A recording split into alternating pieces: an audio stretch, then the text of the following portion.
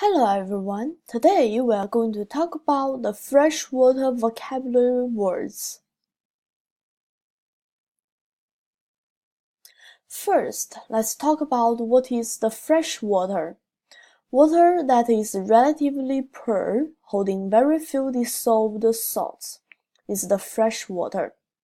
For example, water in ice sheets, ice caps, glaciers, icebergs, bogs, ponds, lakes, rivers, and streams, groundwater in aquifers, and underground streams are all freshwater. What is the surface water? Surface water is the water located atop Earth's surface. Surface water lost through evaporation, seepage into the ground becomes groundwater, used by plants for transpiration, and extracted by mankind for agriculture, living, and industry.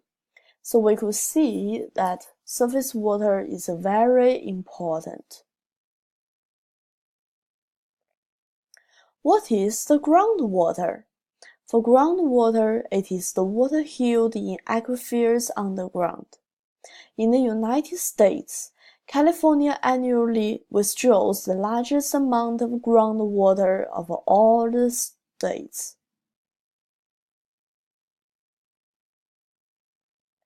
Let's talk about the aquifer.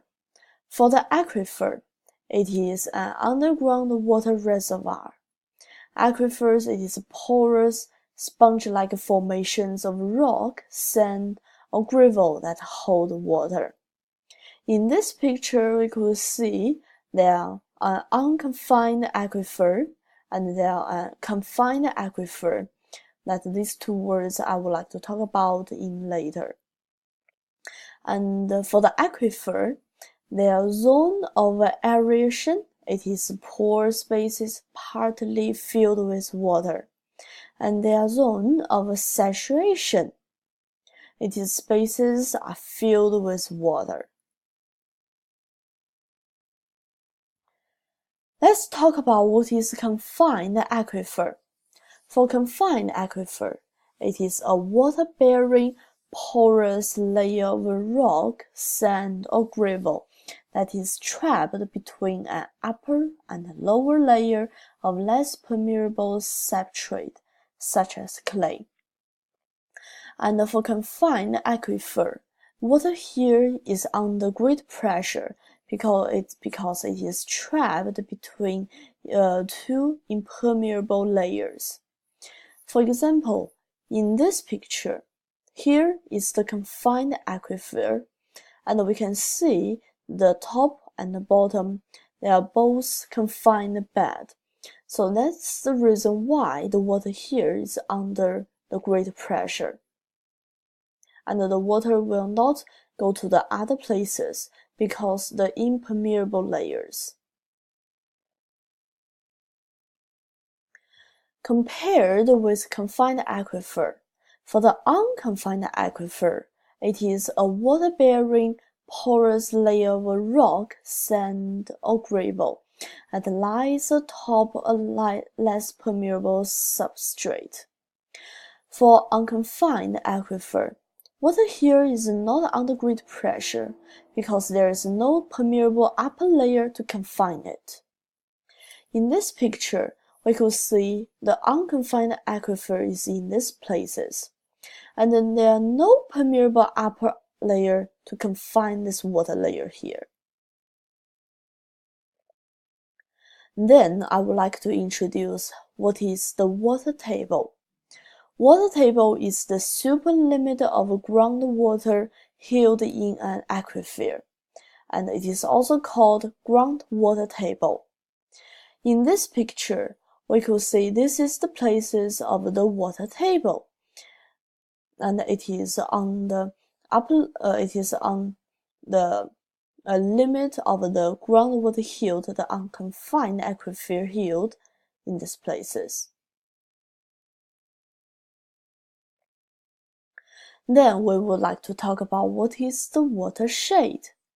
Watershed is the entire area of land from which water drains into a given river. Watershed is an area of land, such as a mountain or valley, which collects rainwater into a common outlet. In this picture, we could see this is like the valley places, and it collects the rainwater into the common outlet like the river. A watershed carries watershed from land after rain falls and snow melts. Then, water drop by drop channeled into soils, groundwaters, and streams, making its way to larger rivers and eventually the sea. What is floodplains? In China, there are lots of the floodplains like the Yellow River floodplains and the Long River floodplains.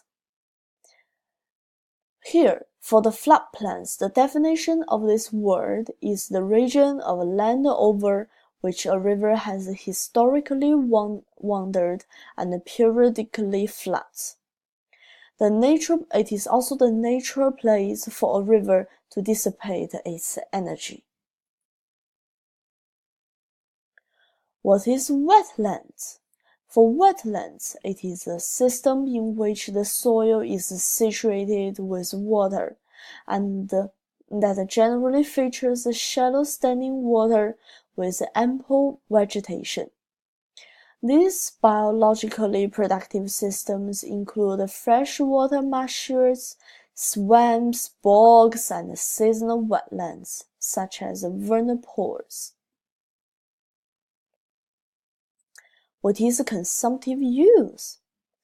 Consumptive use is not the unconsumptive use that I will talk about later. It is the use of fresh water in which water is removed from a particular aquifer or surface water body and is not returned to it. That it is very obvious that it is like the irrigation for agriculture. The farmers pumped out all the groundwater or the surface water for their growing plants or other uses. But the water is not returned to it, and this causes a very urgent and very serious local environment problem. What is consumptive use?